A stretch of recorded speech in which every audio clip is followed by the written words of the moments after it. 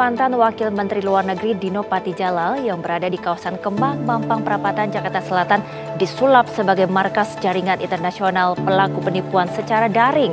Berbagai modifikasi oleh penyewa terlihat dengan ditemukannya tumpukan kasur dan meja yang diubah menjadi bilik telepon. Rumah ini diduga dijadikan markas oleh warga negara asing sindikat penipuan secara daring. Dugaan ini merujuk pada perubahan interior rumah. Seluruh dinding dan ventilasi rumah dipasang alat peredam suara untuk menghindari kecurigaan dari warga sekitar.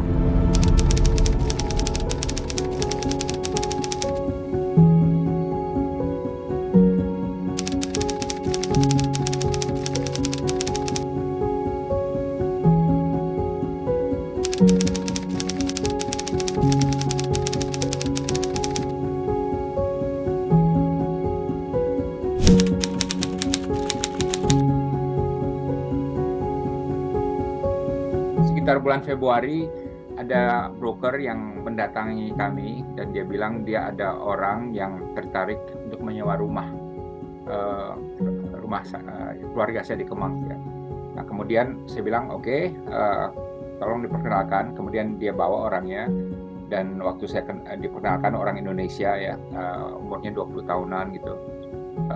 Dan dia bilang dia dari Lampung, baru datang ke Jakarta dan lagi nyari rumah gitu. Dan dia mau tinggal di Kemang. Dan kemudian saya bilang oke, akhirnya kita buat kontrak dan ditandatangani, dan kemudian setelah itu rumah tentu serahkan ke orang itu gitu ya. Nah kemudian setelah kejadian kemarin ini kan ada KTP-nya. Nah dari KTP-nya itu ternyata palsu setelah dicek polisi gitu. Dan kemudian ada juga nomor rekening bank, tapi nampaknya ini harus dicek ya, nomor rekening banknya juga nggak valid gitu ya. Kemudian di bel juga nggak ada yang jawab gitu. Jadi dianya takut wah mungkin orangnya meninggal kali gitu. Jadi dia masuk rumah, tapi begitu masuk rumah luar biasa. Pertama udah kosong melompong rumahnya, dan kedua yang lebih aneh lagi, semua jendela ditutup oleh busa kedap suara, 3 lantai. Jadi semua jendela menghadap ke depan ditutup dengan busa, kemudian jendela yang di belakang juga ditutup. Semua dinding itu ditutup juga dengan busa kedap suara, semua dinding ya, kiri kanan. Dan banyak meja-meja yang juga kayak kotak, kemudian ada kedap suaranya. Jadi kalau orang bicara masuk ke lubang meja itu nggak kedengaran sama yang lain gitu. Nanti fotonya juga saya bisa kirim. Jadi intinya itu, dan setelah dicek ternyata walaupun kosong tapi banyak rokok-rokok atau produk-produk yang bahasa Mandarin.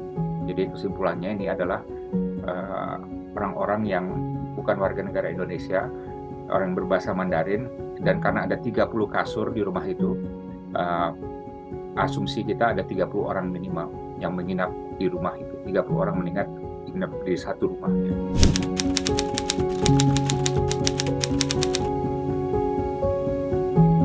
Rencananya 1 tahun, jadi rumah itu masih ada dalam kontrak untuk terus disewakan sampai 3 bulan lagi kalau nggak salah.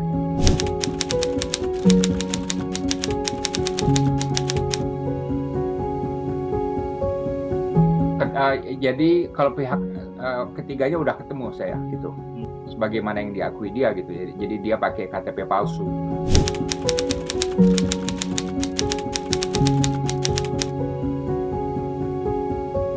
Karena itu analisa dari polisi ya. Jadi kan habis itu saya panggil polisi, dan waktu polisi datang dia bilang kalau modus operandinya seperti itu dari kasus sebelumnya adalah sindikat online. Jadi mereka orang-orang itu terus melakukan menelpon orang ya.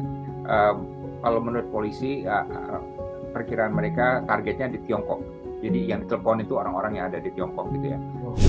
Tapi untuk apa skemanya seperti apa tentu saya nggak tahu ya. Nah tapi mereka bilang targetnya di Tiongkok. Yang telepon ini orang-orang sindikat yang berbahasa Mandarin ya.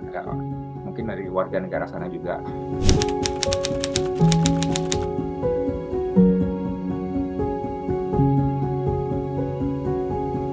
Rumahnya sih jelas jadi nampaknya mereka udah pergi 3 bulan lalu gitu ya.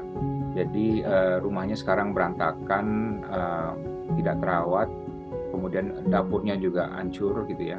Jadi bisa dibayangin lah kalau 30 orang tinggal satu rumah, terus mereka memang tidak berniat untuk merawat rumah itu, ya pasti kondisinya akan parah gitu. Tapi kalau saya yakin sih mereka masih di Jakarta. Pasti mereka nyari target lain.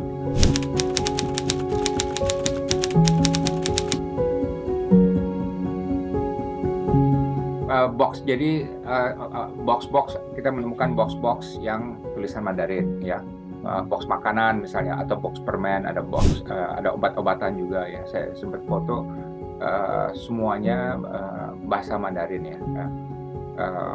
Jadi itu asumsi saya bahwa mereka dari luar. Tapi yang menarik ya, walaupun 30 orang itu tinggal di rumah, yang mereka nggak keluar rumah gitu, right? Jadi orang-orang sebelah itu bilang, oh ya kalau kita ngelihat orang keluar rumah lagi ngerokok tuh paling 2-3 orang aja gitu. Jadi mereka benar-benar berusaha untuk tidak terdeteksi. Jadi mereka kebanyakan tinggal di dalam rumah dan tetap di sana aja.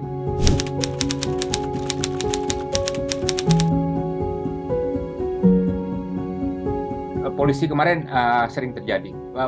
Boxnya mungkin nggak jarang, tapi juga nggak sering ya. Jadi ya lumayan pernah terjadi beberapa kali gitu. Dan di daerah sana juga. Dan malah menurut polisi kemarin ada yang digerebek gitu. Ada yang digerebek. Mungkin itu sebabnya yang di rumah keluarga saya itu pada lari ya. Karena begitu mereka tahu ada teman-teman yang digerebek gitu, mereka ya langsung kabur gitu.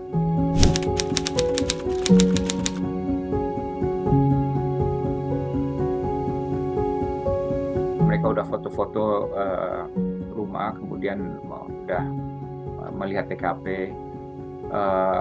Setelah itu ya saya serahkan kepada polisi ya, kepada Kapolres dan Kapolsek ya. Tapi kalau menurut saya sih perlu ada koordinasi dengan Interpol, karena ini kalau orang luar gitu ya pasti perlu keterlibatan dari Interpol gitu, karena antar negara.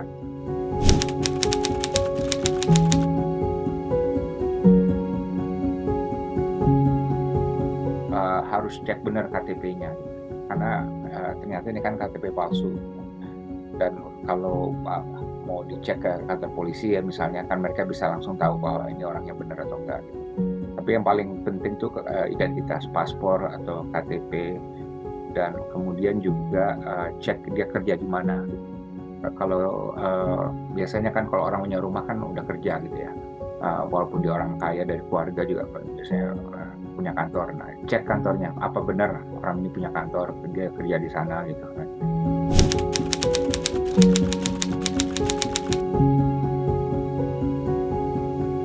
Saya tadi pagi telepon Kepala Imigrasi Jakarta Selatan, dan saya sampaikan kepada beliau mengenai hal ini, dan beliau juga bilang kita memang banyak, nggak tahu banyak, tapi ada beberapa kasus di Jakarta Selatan memang seperti itu gitu. Jadi memang ada modus operandinya sama, dari rumah, kemudian 30 orang, 40 orang masuk, kemudian mereka operasi di sana gitu. Dan juga pintu atau jendela ditutup sama busa kedap suara dan lain sebagainya. Jadi emang ada modus operandi, dan mereka dari luar, sindikat luar yang targetnya orang negara di luar, tapi markasnya di sini, karena mereka merasa mungkin lebih sulit ditangkap kalau di Indonesia.